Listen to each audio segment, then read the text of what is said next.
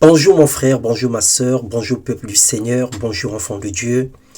Nous rendons grâce au Seigneur pour son œuvre salvatrice, sa fidélité et son amour manifestés dans nos vies. Il est souverain, il est bon, il est juste et fidèle. Il est digne d'être célébré, il est digne d'être honoré pour tout ce qu'il fait dans nos vies. Bienvenue dans notre partage de ce jour. Nous allons partager une fois de plus encore la parole de Dieu. Le thème de notre méditation ce jour, le don de la grâce, son prix et sa valeur. Que le Seigneur vous bénisse et vous donne un entendement spirituel. Nous allons lire dans Romains le chapitre 5, les versets 15 au verset 16.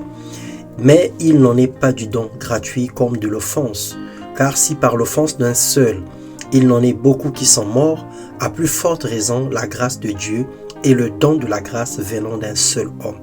Jésus-Christ ont-ils été abandonnés, répandus sur beaucoup?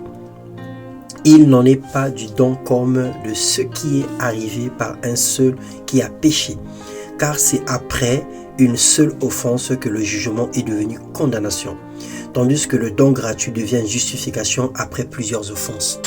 Bien aimé, c'est la littérature, c'est la lecture. Quelquefois, on a du mal à comprendre qu'est-ce que nous sommes en train de lire. En fait, le Seigneur est en train de nous montrer comment est-ce que Adam a péché et à cause du péché d'Adam, le monde entier a sombré dans la désolation et comment est-ce que Jésus-Christ est mort à la croix et à cause de sa mort, l'homme a le pouvoir aujourd'hui de retrouver son salut, de retrouver sa délivrance et de retrouver sa paix. C'est ce que ça veut dire cette parole, mais l'expression ou la définition de cette parole, c'est simplement ce qu'on appelle la grâce. La grâce est la réponse ou le cadeau que Dieu fait aux mains tendues vers lui. C'est aussi la faveur que reçoit celui qui n'attendait absolument rien du tout. L'offre imméritée de Dieu. Le simple fait de crier à Dieu, de l'implorer, montre que nous avons la foi et que nous attendons quelque chose de sa part. Cela stipule que nous espérons en son salut. Sachant que toutes les prières ne sont pas exaucées, toutes les demandes ne sont pas accordées, pas parce que Dieu est sélectif ou impartial, ou parce que telle ou telle prière est mal formulée, non plus. L'exaucement est simplement le fruit de la grâce et l'accomplissement des lois divines. Tu peux formuler la prière avec le plus beau français qui existe, mais si tu n'as pas la foi en ce que tu demandes, tu ne peux pas obtenir. Si le Seigneur ne t'accorde pas la grâce, même des moments où parfois tu demandes tellement mal, mais le Seigneur t'accorde quand même la grâce d'avoir ce que tu désires.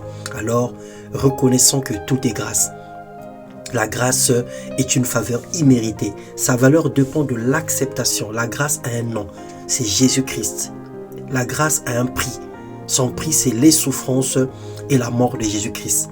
Il a donné sa vie afin que nous soyons graciés par le Père, punis à la croix pour que nous soyons pardonnés.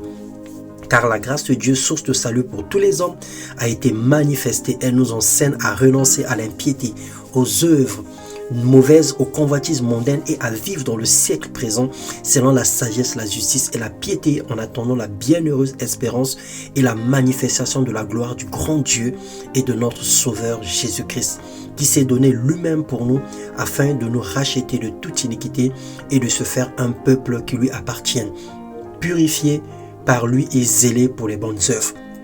Tite 2, le verset 11 au verset 14. Bien-aimés dans le Seigneur, que la paix et l'amour avec la foi soient donnés aux frères et sœurs de la part de Dieu, le Père et du Seigneur Jésus-Christ. Que la grâce soit avec tous ceux qui aiment notre Seigneur Jésus-Christ d'un amour que rien ne peut corrompre. Espère en Dieu, compte sur sa grâce et non sur tes propres efforts, car c'est le pont, la grâce est le pont entre Jésus-Christ et nos besoins. Soyez fortifiés pendant ce temps, le temps de la récolte que nous sommes en train de passer. Rassurez-vous que nous sommes dans un temps de récolte. Le Covid-19 est passé. Les guerres, beaucoup de choses sont en train de passer. Mais le soleil finira par apparaître. L'obscurité ne pourra pas régner tout le temps. Il y a un temps pour la nuit et un temps pour le jour.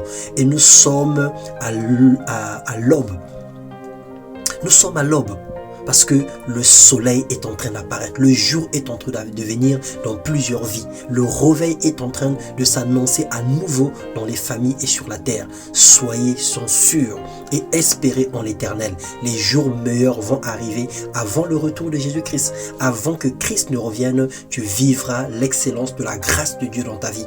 Et même quand les fondements seront renversés, toi qui es juste, tu vivras le bonheur et la grâce.